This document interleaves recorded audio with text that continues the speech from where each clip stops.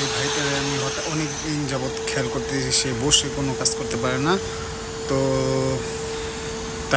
তার সামনে গিয়ে জিজ্ঞাসা করলাম যে ভাই আপনার সমস্যা কী।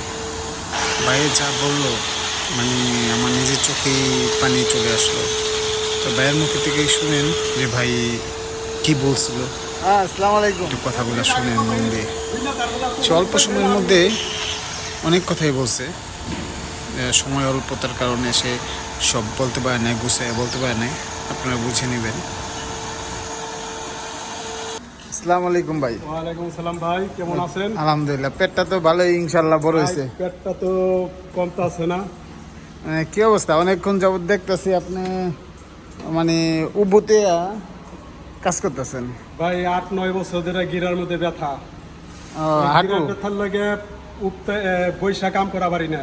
এই উপতে কাম করতে করতে যে ঘুরি গেছে বাইরে।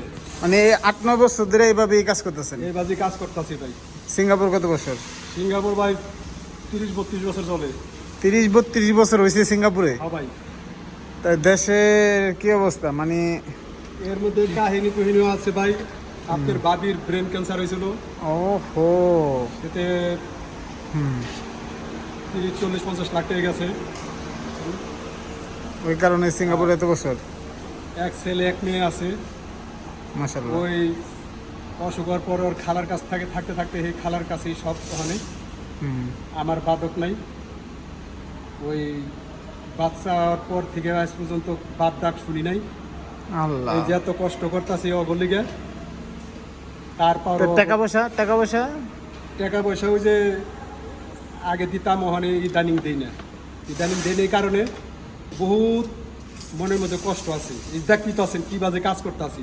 এই কাজ করে অগরে খাওয়াইছি, অগরে বড় করছি, ওর মার পিছিয়ে ভাঙছি, অগলিগেই তো জিনিসপত্র যা ছিল সব বইয়ের কাছে দিয়ে গেছি। যাই জিনিসপত্র যা আছে, আমি পর আবার একটা বিয়ে করছি। এরা মনে হচ্ছে যে ওই জিনিসগুলো আমি এর বউর কাছে দিয়ে দিয়েছি। আমি অগর আগের ওর মার জিনিস ওর মার অগই থাকবো। শুধু একটা আনটি একটা চেন আমি বহুত কষ্ট করার এই 32 বছরের মধ্যে একটা আনটি একটা চেন আমি বহুত কষ্ট করে বানাইছিলাম। তারপর আমার বহুত একটা প্রিয় জিনিস, সেই জিনিসটা আজকে 8 বছর ধরে চাইতেছি, দিতেছে না। এবার যে একটু বিচার করেছে দেয় নাই। তারা মনে করেন এতটা খারাপ।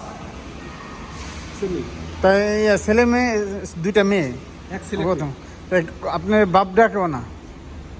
আমি মেয়ে আব্বু কইছে, কিন্তু পুলার এই যে 10 বছরে চলে, 10-11 বছর চলে, একদিনও বাপ ডাক শুনি। কিন্তু খরচ তো দিছিলে? খরচ দিছিলাম আগে। এই যে 1 মাস 2 মাস ধরে, আর আগে মাঝে এই যে করোনার মধ্যে 1 মাস দিই নাকি, এই তাহলে দিয়ে গেছে। থাকে কই তারা? থাকে খালার কাছেই থাকে। কোন জায়গায় এটা? এর পাশাপাশি, বেশি দূরে না। ও বেশি দূরে না। বেশি দূরে না, পাশাপাশি।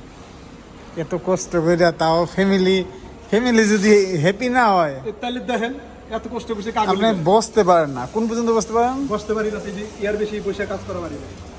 এমনি কাজ করতেছেন? এই যে এমনি দেখেন, এই যে দেখলেনি তো, হ্যাঁ। সারাদিন পরে ভাই মাজার শেষ। তাহলে ভাবি ব্রেন ক্যান্সার সুস্থ মারা গেছে? বহুত চেষ্টা করছিলাম, নিজের জান মনে করি না, যে রাত দিন কাজ করে পয়সা চিকিৎসা করছেন? চিকিৎসা করছি, চিকিৎসা কোনো ভুল ত্রুটি করি নাই। তো ছেলে মেয়ে তো বোঝা উচিত যে আমার বাপের চিকিৎসা করতে। তো না, ওই যে খালা গিয়ে পড়ে হনে খালারা কান পড়া দিতে দিতে মনে করেন শেষ করে আলেছে। আপনার লোকের একদিন বহন দরকার। আমার একটা আনটি একটা সেন্টার দিয়ে দিত সুন্দর মতো, কোনো ঝামেলাই থাকতো না।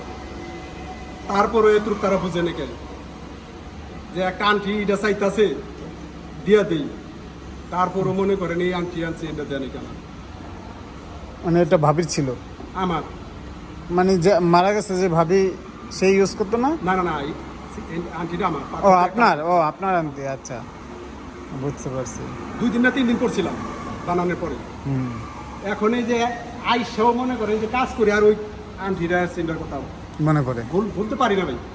এটা আমার মনে হয় মরার রাগ পর্যন্ত, দুগুনা বাইরে গেলে মনে বলতে পারুন, তাহলে ইয়ার রাগ পর্যন্ত আর বলতে পারুন না। তো সেই জিনিসগুলো ওর খালার ওর মেয়ে কেমনি খাওয়ায় বিরে আন্টি। বাপের তো আহংকার জিনিসটা, তাদেরকে এটা বোঝার উচিত না। আর তারা কি করে ভাবলো যে আমি ওই জিনিস আইন আমার এই বউরে দিব।